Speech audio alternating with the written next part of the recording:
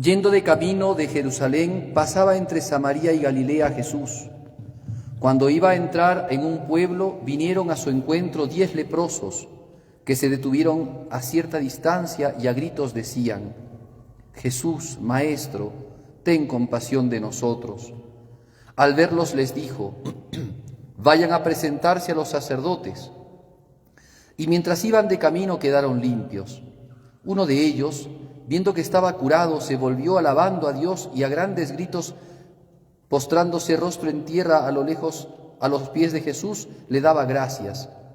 Este era un samaritano. Jesús tomó la palabra y dijo: ¿no han quedado limpios los 10? Los otros 9, ¿dónde están? ¿No ha vuelto más que este extranjero para dar gloria a Dios? Y le dijo: levántate y vete, tu fe te ha salvado. Palabra del Señor. Gloria a ti, Señor Jesús. Asiento. En este día domingo 28 del tiempo de la feria, es interesante cómo se va pasando el tiempo de este año. Ya estamos en la semana 28 del tiempo ferial. No dentro de mucho tiempo más vamos a tener el tiempo de Adviento, ¿no? Pues bien, la liturgia católica nos pone ahora a reflexionar sobre este tema tan necesario, tan importante y tan a veces olvidado como es la virtud de la gratitud, ¿no? Si más o menos ustedes han tomado en cuenta lo que nos dice este pasaje bíblico, lo que nos enseña esta perícopa, es que habían 10 leprosos, hombres enfermos, y Jesucristo curó a los 10. Pero de los 10, solamente uno volvió donde Jesucristo, y para colmo era un samaritano, ¿no? Y este samaritano escuchó al final la palabra de Jesús que le dijo: levántate y vete, tu fe te ha salvado. Muy bien, para hablar de este tema, creo que es importante entender algunos aspectos que están un poco en el marco, ¿no?, de la perícopa del Evangelio. Primero, la cuestión de la lepra. En otras oportunidades hemos explicado qué cosa más terrible, qué cosa más nefasta era que una persona tuviese esta enfermedad. Esta enfermedad en todos los pueblos de la tierra estaba bastante bien declarada. O sea, las personas cuando caían en esta enfermedad de la lepra eran segregadas en todo lugar, ¿no? Pero en el pueblo judío, y por prescripción mosaica, es decir, eso estaba escrito en la ley de Moisés, eso lo podemos encontrar en el libro del Deuteronomio, habían prescripciones muy puntuales acerca de los que estaban con lepra. Un leproso era una persona que tenía unas manchas, ¿no?, y después se hacían heridas en la piel. Era una enfermedad de la piel. Ahora tenemos la viruela del mono y cosas así, porque en ese tiempo la enfermedad gravísima era la viruela. Y la gente no sabía cómo se contagiaba. Entonces, los que tenían viruela tenían que alejarse, ¿no?, tenían que segregarse. Eran puestos de alguna manera en cuarentena, ¿sí? Pero esta cuarentena duraba lo que duraba la lepra. Y en algunos casos la lepra les acompañaba de por vida. Entonces era gente que quedaba totalmente segregada. Y si bien era buscar un poco el bien común, ¿no?, el segregarlos, pero estas personas quedaban totalmente apartadas de la vida social, laboral, la vida pública de un país, de una región. Decía la ley de Moisés, inclusive, cosas muy tajantes, muy duras, de que aquel que había caído en lepra tenía primero que hacerse ver. Los sacerdotes del pueblo de Israel eran los que tenían la posibilidad de contabilizar si estaba leproso o no. Ellos distinguían si estaba leproso o no. Y si estaba con lepra, se tenía que ir de la ciudad. No podían habitar en las ciudades los leprosos. En las ciudades amuralladas ni siquiera podían entrar. En las aldeas y pueblitos que no eran amurallados sí podían entrar, pero cada vez que entraban y veían gente, no podían acercarse a la gente. Tenían que estar a distancia más o menos de 50 metros y gritar, y a veces tocaban una campanita, una especie de cencerro, iban tocando e iban gritando: inmundo, inmundo. Imagínense qué cosa más terrible, ¿no? Bueno, entonces, eso estaba. Entonces, aquí, ¿no?, en esta escena que nos presenta el Evangelio, habían 10 leprosos. Habían estado en una aldea seguramente solos, porque los aldeanos no estarían allí, sino los hubieran botado. Estos hombres entonces segregados, estos hombres que no son tomados ya en cuenta, que no pueden ni trabajar porque al tener lepra no pueden entrar en contacto con la gente, que viven entonces en lugares remotos y que si bien no podían convivir con la gente común, sí se agremiaban entre ellos. Por eso entonces existían esas aldeas de leprosos, ¿no? Los leprosarios, donde vivían los leprosos en común, porque tenían que asociarse de alguna manera, si no se morían. Ni siquiera les estaba permitido pedir limosna, porque si pedían limosna tenían que estar apartados, entonces le gritaban a la gente como para que les dieran algo, y si alguno se compadecía, lo dejaba en un lugar hasta que la otra persona llegase y el leproso no se podía acercar. O sea, hasta que la persona, se fuera y el leproso no se podía acercar. Bueno, esa era la situación. Ahora, otro elemento importante que el Evangelio nos presenta es que entre esos leprosos había un samaritano, lo cual es también una cosa muy chocante para quien entiende un poco el tema de la sociedad judía, porque los judíos y los samaritanos no se trataban. Tenían un repudio y animadversación tremenda, porque los samaritanos era un grupo de gente mestiza, cruza de judíos con cananeos o con hititas o qué sé yo, y entonces no eran judíos del pueblo de Israel, sino que eran espurios, ¿no? Entonces no se querían. Tanto los judíos repudiaban a los samaritanos como los samaritanos, en respuesta a las los continuos insultos y vejámenes que hacían los judíos, también no los trataban. Pero entre enfermos se habían hecho amigos. Lo que no logra, ¿no?, la unidad social por una vía, lo logró la enfermedad. Los había hecho amigos, cercanos, convivían en medio de los leprosos judíos y samaritanos. Entonces, estos van donde Jesús y le piden a Jesús que los libre, ¿no? Entonces, ya aquí, en esta primera parte del texto, déjenme un poco darles un comentario, ¿no?, contarles un comentario que tiene San Agustín acerca de esto, porque no solamente hay que entenderlo de manera literal, por supuesto, hay que la primera interpretación bíblica es literal, ¿no? Pero hay interpretaciones también que se ajustan al orden moral y espiritual. Entonces San Agustín tiene una interpretación impresionante sobre este texto, ¿no? La primera cosa que dice él es: no hay que dejar de pensar, porque el texto nos presenta 10 leprosos, ¿sí? Pero nosotros no tenemos que pensar solamente en 10 leprosos, sino en la humanidad que se encuentra toda caída y sumida en la miseria.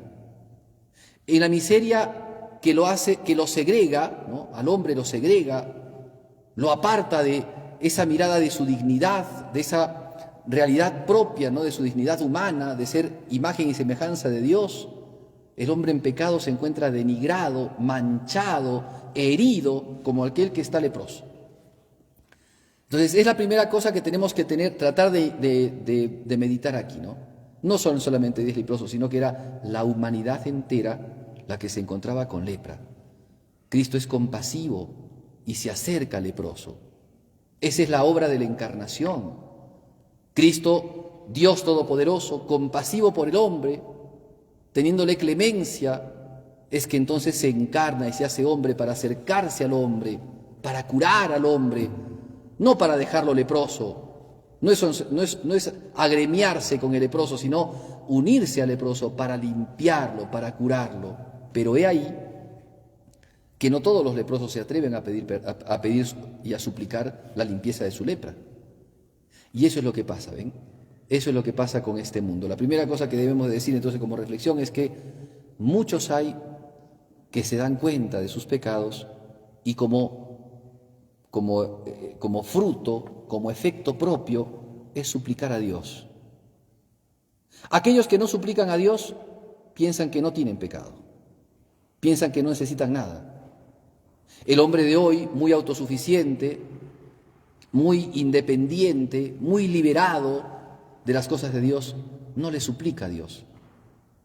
Y entonces nos hace recuerdo de esta parte del Apocalipsis, cuando el Espíritu le habla a las iglesias, cuando le habla a la última iglesia, le dice: crees que eres rica y crees que, que estás viendo, ¿no?, y que lo tienes todo, y sin embargo te digo que eres pobre y ciega. Y te pido que te compres colirio para que puedas ver, para que te apartes de tu ceguera, porque es increíble, pero vivimos en una situación de muchas tinieblas, pero hay gente que no se da cuenta de esas tinieblas y piensa que vive en un ambiente, ¿no?, totalmente libre, ¿no?, en un ambiente totalmente luminoso, ¿no?, en un ambiente en el que, ¿cómo podemos decir?, hemos superado, ¿no?, los conflictos y contrariedades del mundo antiguo y del mundo medieval, que estamos en una etapa de superación, y es todo lo contrario.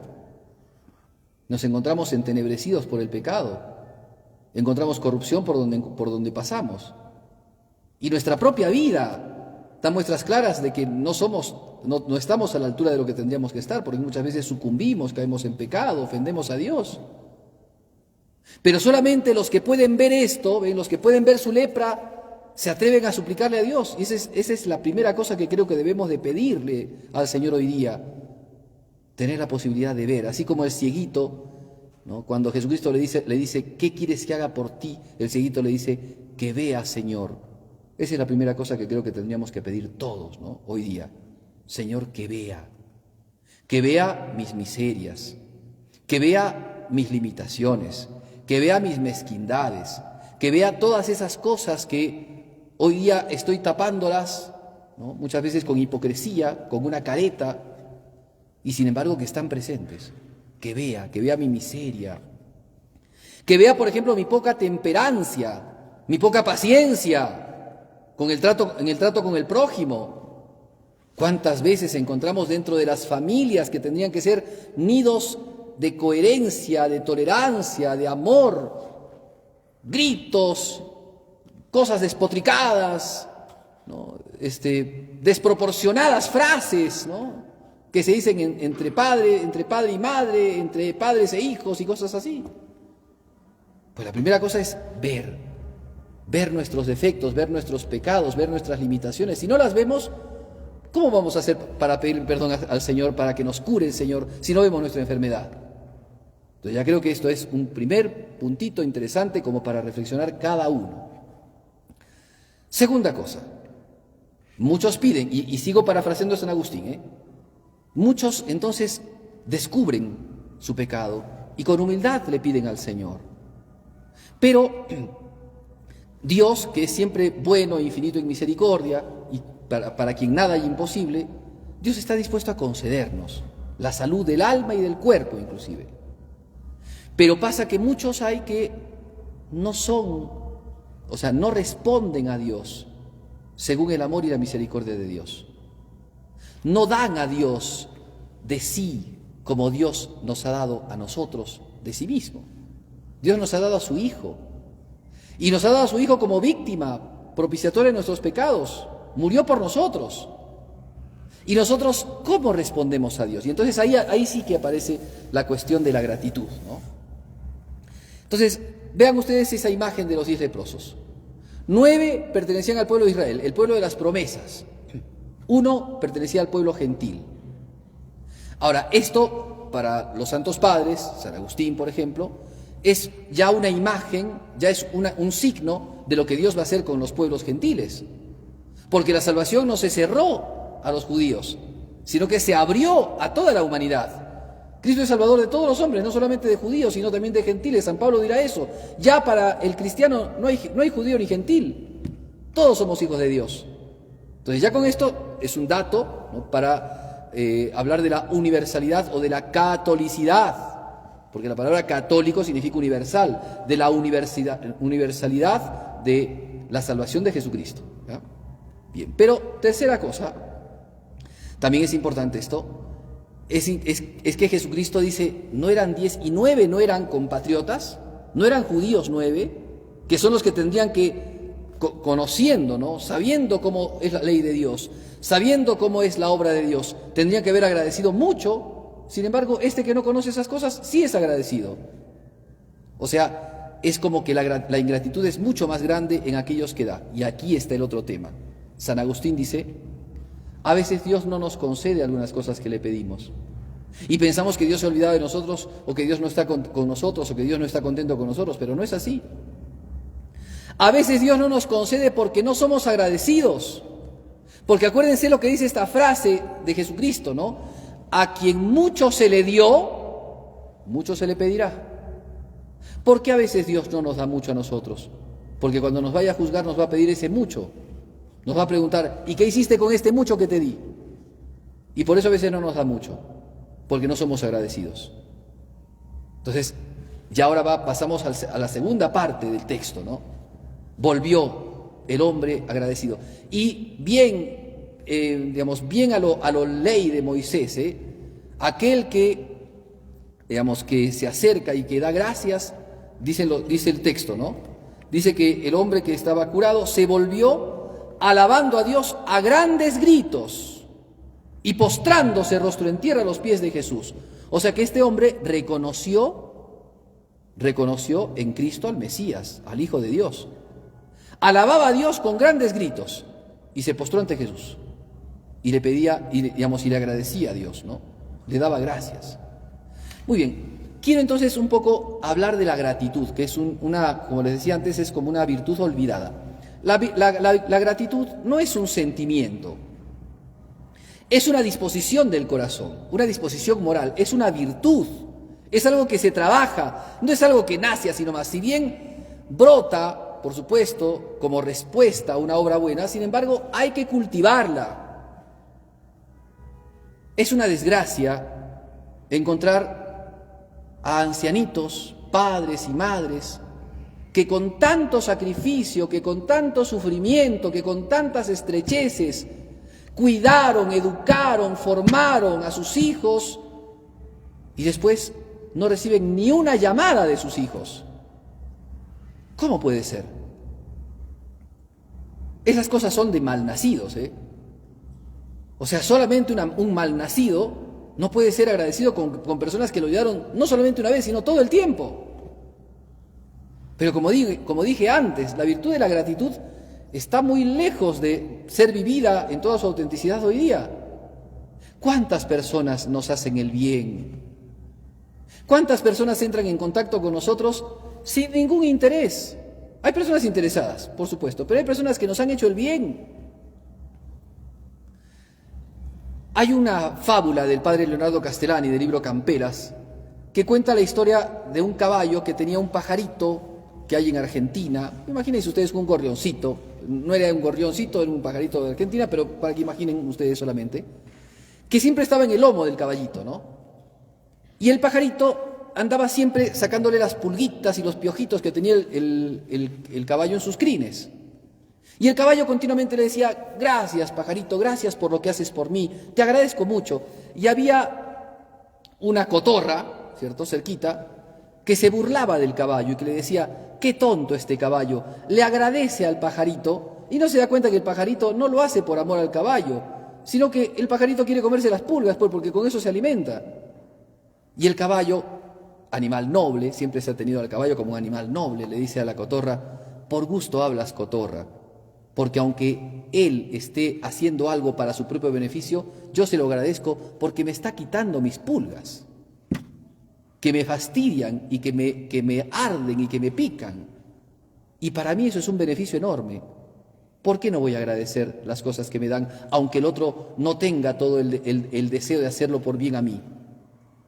Es de bien agradecidos, entonces, el tener gratitud. Ahora, Santo Tomás de Aquino, que siempre es muy claro en sus argumentos, va a decir que la virtud de la gratitud consiste en 3 etapas, en 3 partes. 3 cosas tiene la virtud de la gratitud y no podemos quedarnos a la mitad. La primera parte que se ven, claro, en este pasaje del Evangelio, y que se pueden ver en cualquier acto de gratitud verdadero.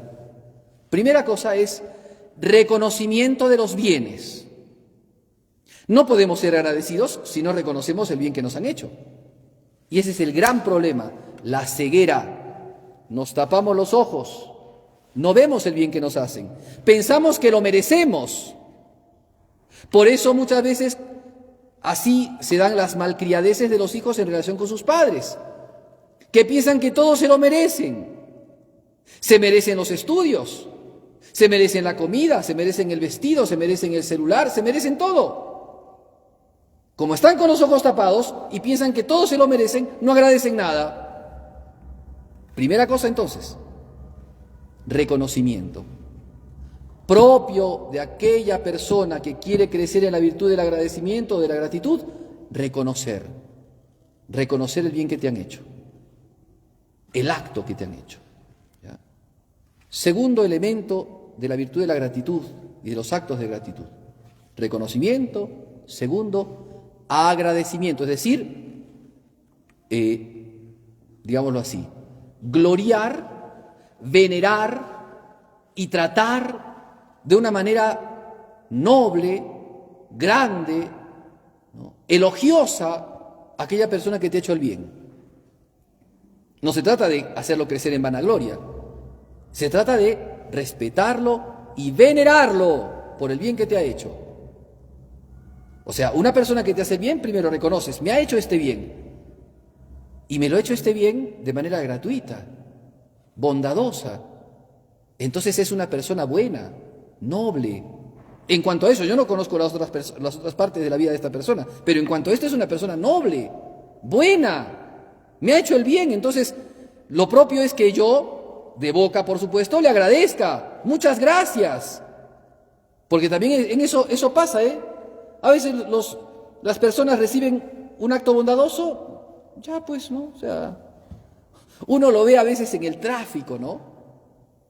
Hay personas que en pequeñas cosas, yo trato de observar siempre, ¿no? Cedes el paso, ¿no? A un carro que se metió, le cedes el paso, le dices así, pase, ¿no? Y el otro ni bola, él pasa nomás pues, ni bola, ¿se dan cuenta? Reconocimiento. Segundo, decirle a la persona, gracias. Te agradezco lo que has hecho, me doy cuenta que eres una buena persona con lo que me estás haciendo, ¿me entienden? Lo propio del que tiene agradecimiento, el que tiene la virtud de la gratitud, es por supuesto notar y mostrar lo buena que es esa persona que le ha hecho el bien, no hablar mal del prójimo. Tercera cosa, que es de alguna manera la que confirma más la cuestión de la gratitud, es podríamos decirlo así, es como tratar de devolver, digamos, mejor utilicemos este término, ¿ah? Es corresponder, creo que ese es el más propio, corresponder al acto bueno que te han hecho. Por eso es que a la gratitud se le llama también acción de gracias. No solamente es la palabrita gracias y me olvidé de ti, esa no es la virtud de la gratitud. Es un cumplido, eso es un gesto, un acto amable, ¿no? Pero la acción de gracias consiste en actos. Corresponder. ¿Cómo le correspondo a quien me ha beneficiado? A quien me ha ayudado. ¿Cómo lo hago? Pues de mil maneras. Una primera, por ejemplo, es rezando por esa persona. Nosotros somos cristianos. Por quien te ha ayudado, por quien te ha beneficiado, ¿no vas a hacer nada? Al menos reza. Reza por esa persona. Pídele a Dios que por su perseverancia, porque Él se mantenga en el bien, porque siga siendo una persona honesta y buena, para que alcance la vida eterna. Reza. Primera acción de gracia, primer momento de acción de gracia. Segunda cosa, la acción de gracias también pide ciertos beneficios que yo pueda hacerle. Ponerse a su servicio, ayudar en lo que pueda. ¿Cómo le manifiesto a esa persona que yo estoy agradecido con ella? ¿Olvidándome de ella? Me serviste, se acabó. Eso es justamente utilizar. Y esa es una de las herramientas que tiene el mundo corrupto de hoy, que se sirve del prójimo y lo utiliza, inclusive lo utiliza para malas artes, como chivo expiatorio, ¿no? Es un mundo tremendo en el que estamos viviendo hoy día. No hay nobleza, no hay gratitud. Pues bien, esto que es algo humano, por supuesto que el Evangelio lo que quiere es que primero lo hagamos con Dios. Porque si no hay gratitud a Dios, menos va a haber gratitud al prójimo. Entonces, esto que está diciendo Jesucristo se apropia principalmente a Dios. Aquel que ha descubierto que Dios lo ha beneficiado con el perdón de los pecados, con la vida espiritual, con la promesa de la vida eterna. La primera cosa que tiene que hacer es reconocer a Dios, reconocer los dones de Dios. Pero para eso hace falta oración, hace falta reflexión. Justamente muchas personas no son agradecidas porque no reflexionan. Mira, me ha hecho este bien. Ah, bueno, pues, pero no reflexionas. ¿Por qué me ha hecho este bien? ¿Me lo merezco? Bueno, así también con Dios, principalmente con Él. ¿Por qué he recibido estos bienes? La vida, la salud, inclusive la cruz que he recibido. Es el amor de Dios. Entonces, reconocer a Dios, ¿ven? Reconocer el bien que Dios es nuestro primer benefactor. Segunda cosa, agradecerle. Gracias, Señor, ¿ven? La acción de gracias. En esto, nuestras oraciones, ¿no? Nuestra vida espiritual corre mucho por la petición. Cada vez que necesitamos alguna cosa, Señor, te pido, Señor, te pido, te pido, te pido, te pido, te pido. ¿Y cuándo le agradecemos? Después de que le pedimos, le agradecemos al Señor, le decimos, Señor, gracias por esto. Miren, vamos a tener la misa. Estamos en la misa, ¿cierto? Vamos a tener el santo sacrificio a partir de la liturgia de la Eucaristía con el ofertorio. Muchos de nosotros vamos a recibir la comunión. ¿Le agradecemos al Señor que nos convierte en sus sagrarios? ¿Su presencia? ¿Cuánta gente, ni bien el Padre está diciendo podéis ir en paz, parece que están diciendo en sus marcas listos ya? Y se salen corriendo. No sé a qué, porque es domingo y no tienen que trabajar. ¿Hay gratitud? Le agradecemos al Señor, nos quedamos un ratito al menos en la iglesia, Señor, gracias porque estás presente en mi corazón con la Eucaristía. Porque eso se llama acción de gracias, ¿ven? La misma Eucaristía, la Santa Misa es la acción de gracias por excelencia. Pero hay gente que ni va a misa. ¿Cómo le agradeces a Dios? Si ni a misa vas. La misa es la acción de gracias. A Cristo que por ti ha muerto y ha resucitado y te ha dado la vida eterna. ¿Le agradeces al Señor? No me hace falta ir a misa. Ingrato. Eso es lo que hay que decirles. Ingratos. ¿Cómo no le vas a agradecer al Señor todo el bien que te ha hecho? Segunda cosa. Dijimos, reconocer, agradecer. Tercero, es corresponder. ¿Y cómo quiere Jesucristo que correspondamos a todo el bien que Él nos hace, que Él nos da? La caridad con el prójimo, la benevolencia con el prójimo, la beneficencia con el necesitado, que no solamente es plata, es a veces solamente poner tu oído a la escucha del que sufre, o dar un buen consejo cristiano a aquel que te lo pide o a aquel que lo necesita. O es sencillamente acompañar a quien no puedes ni ayudar de una manera u otra, al menos acompañarlo. Es no solamente dar una limosna, y estoy haciendo retórica con esto, no solamente dar una limosna, sino también tocar la mano del que lo necesita. No es solamente dar un centavo así que cuelgue, ¿no? Y que ¡tac! Le suene en la manito del que pide, sino agarrarle la mano y estar con él. Eso es correspondencia, porque eso es lo que Dios ha hecho con nosotros. No nos ha dado una limosna y nos ha botado por el camino. Se ha unido a nosotros. Eso es acción de gracias. Dios quiera, porque es de bien nacidos el ser agradecidos. Que seamos agradecidos con Dios y que seamos agradecidos con nuestros prójimos. Los más cercanos son nuestros familiares. Y por supuesto, las personas que Dios ha puesto en nuestra vida, en nuestro ambiente académico, laboral, social. Pidamos estas gracias a la Madre de Dios, la Virgen María.